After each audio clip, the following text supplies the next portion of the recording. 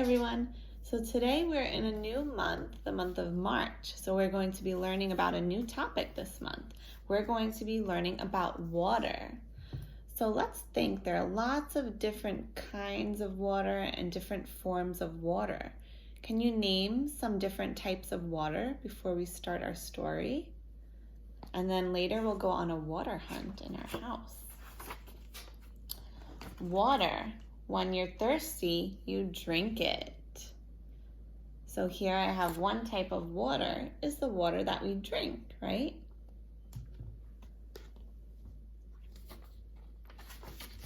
When you're dirty, you wash with it. So you can clean your body with water. When you want to have fun on a hot day, you swim in it. Does anyone like to swim in a pool or the ocean or a sprinkler? Or you can sail on it in a boat. You do so many things with water. In fact, you couldn't live without water. So, can you think of some things that you like to do in the water?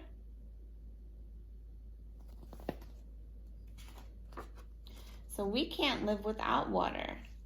How does water help people? Let's think of some ways that water helps people. So people, other animals, and plants all must have water to live. Now, how does water help animals? Water is very important for people and animals too.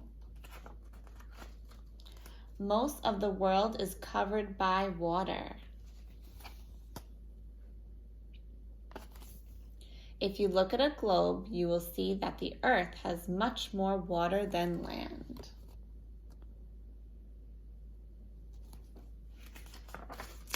Even your own body is mostly water.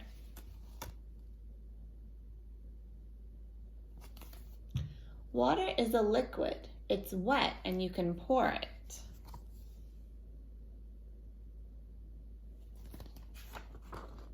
But water isn't always a liquid. Can you think of a time when water is not a liquid, when it turns solid? Let's see. What kind of water is this? This is an icicle. So what happened to the water in this picture? It froze. Water can freeze until it becomes solid and still be water.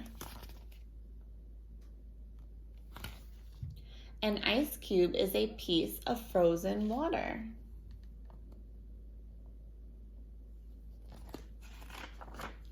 Water could rise into the air as tiny droplets called vapor and still be water.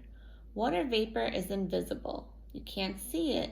But if water vapor cools just enough, sometimes you can see it.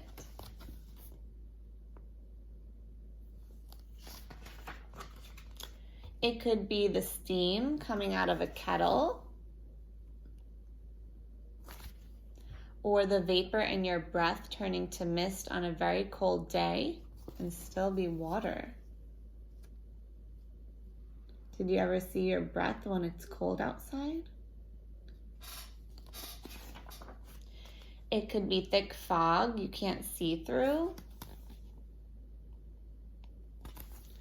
or the clouds in the sky and still be water. As the water droplets cool in clouds, they get bigger and bigger. When they are cool enough, they fall to the ground as rain. Or freeze into snow.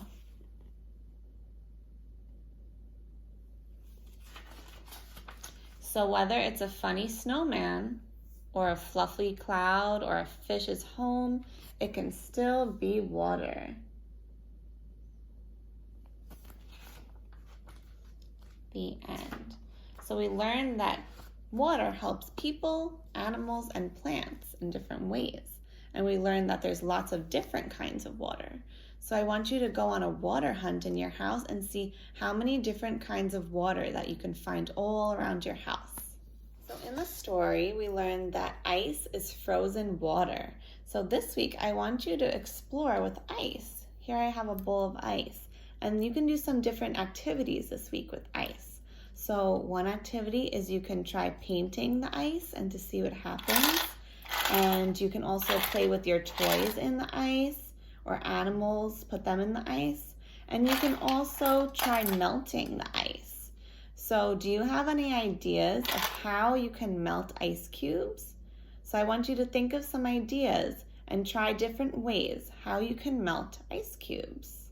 And you can keep exploring with ice all week.